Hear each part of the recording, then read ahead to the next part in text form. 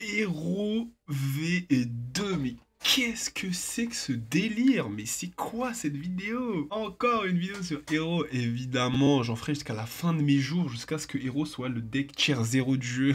C'est impossible. Il y a tellement de trucs à faire avec Héros que fallait que je vous partage l'une de mes decklists favoris avant Supreme Darkness, tout ça. Moi qui joue Héros depuis un bon moment, j'avais une decklist Héros masqué, qui était voilà mes héros préférés. Et c'est vrai que Supreme Darkness a un peu évincé tout ça pour laisser passer les héros du mal et les héros de la destinée et rendre le deck héros bien plus fort et plus rapide. C'est très cool, mais on peut voir une decklist qui est peut-être moins rapide, mais tout aussi puissante. Donc on va voir les points positifs et négatifs de cette version-là, parce que, faut le dire, il y a un soldat en commentaire qui m'a demandé comment battre Exodia avec Héros. Et honnêtement, franchement, je pense qu'il m'aime pas. Ce mec ne m'aime pas, juste. C'est le match-up le plus compliqué pour Héros. En fait, c'est le match-up le plus compliqué à jouer. Avec le village qui te fait empêcher d'utiliser les magies. Mais il a vu le nombre de magies dans le deck ou pas, là? C'est super dur. Plus le nombre d'interrupts d'Exodia. Non, c'est trop dur. J'avoue, là, il m'a donné un travail qui était trop dur. Mais avec Héros masqué,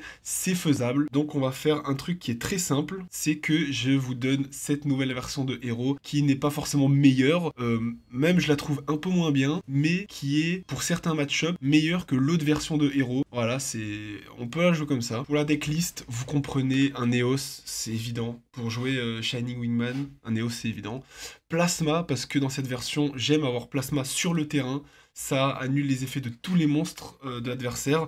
Donc, contre un Exodia, évidemment, jouer Plasma, ça me paraît assez logique. Hein, parce que son Exodia à 0 qui n'aura aucun effet, bon bah voilà, il n'en fera rien. Ça fera un super monstre à 0 sur son terrain. Et si, par malchance, il le fait monter à 8000 et on invoque Plasma, on prend le contrôle de son Exodia et ça nous fait plus 4000. Oui, parce que Plasma prend un monstre, divise par 2 son attaque et se l'ajoute. C'est abusé. En plus d'annuler les effets de tout le monde de l'adversaire, c'est abusé. On va jouer 2 Esprits de Neos parce que Esprit de Neos se spé lorsqu'on attaque. Non, lorsque il attaque. Ça y est, je commence à être défoncé à l'acide là. Donc, si on se fait attaquer, Esprit de Neos se spé en défense et est indestructible au combat. Et il nous fait tuto une poly, une fusion miraculeuse. Et non, je crois que c'est tout. Ouais, c'est déjà très bien quand même, mais c'est tout. Donc, en vrai, trop bien de la jouer. 3 malveillants parce que bah, c'est héros. 3 malveillants, 3 Faris, évidemment. Enfin, c'est une évidence. Si on joue Faris, on joue un Incraze et 2 Vions, c'est comme ça, cherchez pas, c'est comme ça. 2 Aura-Just pour les défausser, aller chercher un assaut maléfique, défausser potentiellement un malveillant qui sera une brique en main, ou une brume de l'ombre pour aller chercher un héros à la main, et pouvoir spé la Dead End, donc toujours trop bien Aura-Just, qui est génial. 3 Herman, franchement, vous savez quoi, j'ai même envie de le mettre en x2. La vérité, j'ai même envie de le mettre en x2. Parce que dans la plupart des decks, des duels que j'ai fait ou des combos que je voulais vous présenter, je l'utilisais pas tant que ça. Donc en vrai, on peut le mettre en x2, c'est possible. Hein. Un soldat liquide et 2 soldats solides, ça c'est un combo qui est monstrueux. Faire une fusion avec les deux, mais c'est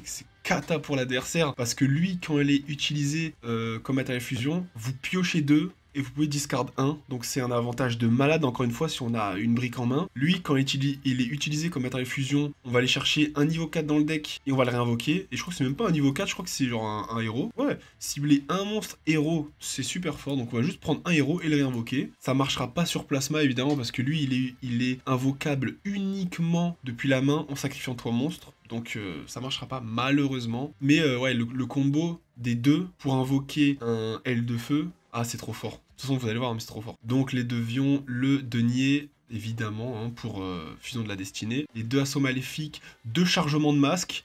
En vrai, pas obligatoire, mais ça reste quand même super fort. En fait, si vous avez un petit peu de chance, chargement de masque bien placé, c'est pareil. Mais c'est une horreur, c'est trop fort. Un contact des ténèbres, 2 qui vont nous faire tuto, c'est trop bien. 3 fusions de la destinée qui sont aussi des starters, c'est trop bien. Fusion des ténèbres qu'on va facilement aller tuto et qui nous fait une fusion, trop bien. Pour invoquer pourquoi pas un cavalier ou un fléau malveillant qui rase le bord de l'adversaire. Évidemment la fusion miraculeuse. 2 héros vivants, 3 polis et 3 changements de masque. Trop bien, si vous connaissez pas changement de masque, c'est votre deck maintenant, il faut la connaître. Elle, vous allez cibler un monstre sur votre terrain. Un héros sur votre terrain. Il faut préciser héros. Je dis monstre parce que c'est un deck héros, mais Évidemment que tous les héros fonctionnent qu'avec des héros, on est chez Apple ici. Donc ciblez un héros et vous allez invoquer un héros masqué, donc ces héros-là, héros masqués, du même attribut que le héros que vous avez ciblé. Donc si je cible Brume de l'ombre qui est ténèbres, je vais invoquer un héros masqué qui est ténèbres, donc loi des ténèbres. Dit comme ça paraît peut-être moyen, mais c'est vraiment surpuissant. Quand vous allez voir les héros masqués, c'est surpuissant. Contact favori qui nous fait faire une fusion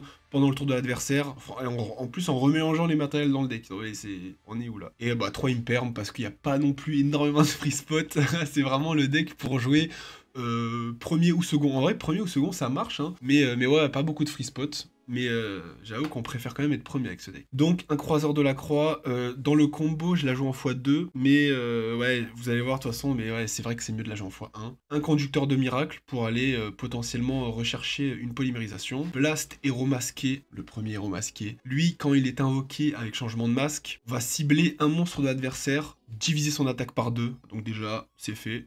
Et effet rapide, on va payer 500 et remonter une magie piège dans la main de l'adversaire. Donc avec un peu de chance, on peut se sortir de situations vraiment gênantes avec Blast.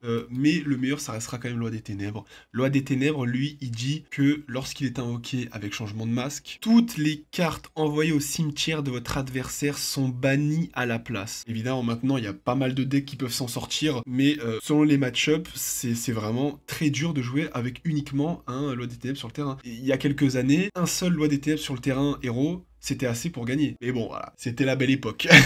Sunrise, forcément, bah Sunrise, quand il est invoqué, on va chercher une fusion miraculeuse, juste là. Et ensuite, quand une attaque qui implique un autre héros, donc celle-là, ça ne marche pas, mais sur un autre héros, donc que vous attaquez ou que vous fassiez attaquer, ça fonctionne. Et là, ça vous fait juste cliquer sur une carte sur le terrain de l'adversaire et chut, au cimetière. On va envoyer au cimetière une carte sur le terrain de l'adversaire, c'est trop bien. Le cavalier qui, franchement, lui, peut aussi grave aider à OTK. On va faire une fusion grâce à Fusion des Ténèbres. Et l'attaque combinée des deux matériels sera soustraite à l'attaque de tous les monstres de l'adversaire. Et ça marche pendant tout le tour. Évidemment, Homme Oiseau de Feu, Rage Infernale qui nous fait tuto contact favori. Et grâce à lui, on va invoquer Shiny Wingman, en sachant que s'il est invoqué en utilisant un Neos, on va dans le même tour pouvoir le sacrifier et invoquer un Sunrise. C'est gratuit, on va chercher notre fusion miraculeuse, c'est gratuit, c'est trop bien.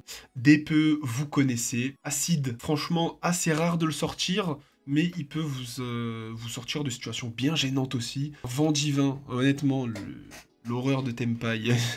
Un Vent divin qui est trop fort. Un Vent divin, il est indestructible au combat et il dit que votre adversaire peut attaquer qu'avec un seul monstre durant la battle phase. Et quand il détruit un monstre de l'adversaire et qu'il l'envoie au cimetière, on peut piocher un. C'est une carte qui est énorme, franchement elle est trop bien, donc en go second évidemment, trop bien, qui ressemble un peu à l'effet de Dian évidemment. Dian, lui, quand il détruit un monstre de l'adversaire, il vous fait invoquer un héros de niveau 4, c'est super fort. Donc vous passez en battle, vous détruisez un monstre, vous invoquez un héros de niveau 4, vous repassez en battle, c'est super fort. Et la trinité, la triade, je pense qu'on dit comme ça, plutôt la triade, le flot malveillant qui détruit autant de monstres sur le terrain de l'adversaire qu'il a de points d'attaque, et il prend 200 pour chaque carte détruite, 200 permanent. Donc il y a bien un moment où il monte à 3600, et bon, avoir des monstres à plus de 3600, bon, ça commence à être un peu compliqué. Au long terme, lui, il vous fait gagner. Shiny Wingman, qu'on essaiera d'invoquer avec contact favori, qui détruit autant de monstres sur le terrain, de monstres ou de cartes, je sais plus, égal à l'attribut des cartes sur le terrain. Différent, donc c'est la pire explication que j'ai faite de ma vie. En gros, s'il y a 3 attributs, vous détruisez 3 cartes sur le terrain de l'adversaire. Et révélez votre héros élémentaire, qui est votre OTK sur pattes, qui gagne 300 pour chaque matériel, qui attaque autant de fois que de monstres fusion utilisés. C'est trop fort, qui fait Perse Dev, qui détruit tout, qui prend... cette carte est l'OTK suprême. Bref, regardez les combos, faites-vous votre avis, mais voilà, c'est une version alternative de héros qui est super agréable à jouer, je trouve. À chaque fois, je prends des mains au hasard. Hein. On peut faire aussi avec des mains précises, mais moi j'aime bien avec des mains au hasard, histoire de vraiment se mettre en situation de duel. Et là, franchement, la main, honnêtement, si vous avez un peu cerné héros, elle est catastrophique. Franchement, elle est catastrophique. Les 2 soldats liquides en main, ah, ça fait mal. ça fait mal. Franchement, dans le deck, on peut même le mettre en x1, mais là, ça fait mal. Un malveillant, bah, c'est la carte qui est en x3, donc en deck building, ça veut dire qu'on la veut en main, mais c'est... En fait, nous, on la joue en x3 parce que, vas-y, c'est trop fort, en fait. Donc, on peut commencer avec un E, appel de détresse, histoire de se manger une hache. Là, on le fait en situation, voilà, je vous montre tout. Voilà, on bombarde, mais c'est vrai que Faris, faut que l'effet de Faris y passe. S'il passe pas, ah c'est vrai que c'est dur. Là maintenant c'est dur. Même si on a le soldat liquide qui lorsqu'il est invoqué normalement, reborn à un niveau 4. Mais le problème c'est que là en fait on n'en a pas. Donc Faris doit passer. Avec eux je suis allé prendre soldat solide. Et vous allez voir c'est super fort. Donc on fait l'effet de Faris, classique. On invoque une Craze qui invoque Vion, qui envoie Brume de l'ombre, qui nous fait chercher un héros. Là, je vais aller prendre un Plasma, parce que dans cette version, Plasma est quand même une bonne carte clé. Je la joue dans l'autre version de héros, mais c'est plus en mode le dernier recours. Là, j'aime la jouer, voilà, il faut la jouer. Effet de Vion, je vais aller bannir un Faris pour aller chercher une Poly. J'invoque Soldat Solide, et lorsqu'il est invoqué normalement, je peux invoquer un niveau 4 de ma main, invoqué spécialement. Et là, on utilise nos deux héros élémentaires d'attributs différents pour faire un Aile de Feu Rage Infernale. Et là, on a des effets, là. Là, on a des effets. On a l'effet du soldat solide, qui va réinvoquer un héros du cimetière. Donc, on va réinvoquer Brume de l'ombre. On a l'effet de Aile de Feu, qui nous fait les tutos contact favori. Et on a l'effet de soldat liquide, qui nous fait piocher 2 et discard 2. C'est énorme. Comme triple effet, c'est énorme. Juste, bah, on va le voir direct. Hop, regardez, je pioche, je discard. Je vais chercher contact favori, je réinvoque. Et là, normalement, Brume de l'ombre, quand elle est invoquée spécialement, elle nous fait aller chercher un changement de masque. Vu qu'on a fait l'effet de Brume de l'ombre pour aller chercher un héros de la main, on peut pas faire son deuxième effet qui dit que quand elle est invoquée spécialement, on va chercher un changement de masque. Non, franchement, c'est cet effet-là qu'on doit prioriser. Prioriser, ça dit privatiser. Voilà. Parce que avec la main qu'on a eue, on veut au moins finir sur un Dark Claw. Et si on finit sur Dark Claw et Plasma, ah c'est énorme, c'est énorme. Mais malheureusement, bah, j'ai pas pu, donc on faut faire autrement. J'ai eu de la chance de piocher une fusion de la destinée, donc ça va tout débloquer finalement. Donc on finit avec un croiseur de la croix, qui réinvoque Malveillant, qui nous fait chercher un esprit de Néos, et fusion de la destinée qui est énorme. Hop, on peut revenir. Fusion de la destinée qui est énorme, qui nous fait finir sur un DPE. Et si vous n'avez pas bien compris, même si j'ai déjà invoqué normalement, Plasma me fait sacrifier 3 de mes monstres pour l'invoquer. Ce qui fait que je peux finir sur un Plasma en sacrifiant mes 3 derniers monstres et DPE. Donc lui va annuler les effets de tous les monstres de l'adversaire et lui va détruire une carte sur mon terrain, une carte sur le sien. Normalement j'aurais dû finir aussi avec un changement de masque, mais bon, écoutez là c'était une main, c'était la galère. Mais on n'a pas que ça, parce qu'on a aussi un contact favori qui va nous faire une fusion avec tout ça. De quoi invoquer, pourquoi pas, il est où Réveiller votre héros élémentaire, ou Shining Wingman, et ou sinon, on peut aussi invoquer un Fléau Malveillant, qui marchera aussi très bien. Pas forcément pendant le tour de l'adversaire, mais ça reste un monstre qui est assez puissant, indestructible au combat, et par effet. Donc si il est bien placé, votre adversaire peut finir son tour et vous laisser un Fléau Malveillant sur le terrain. Et là, c'est trou noir, son effet est beaucoup trop puissant. Bref, c'est une decklist qui est assez cool, je trouve.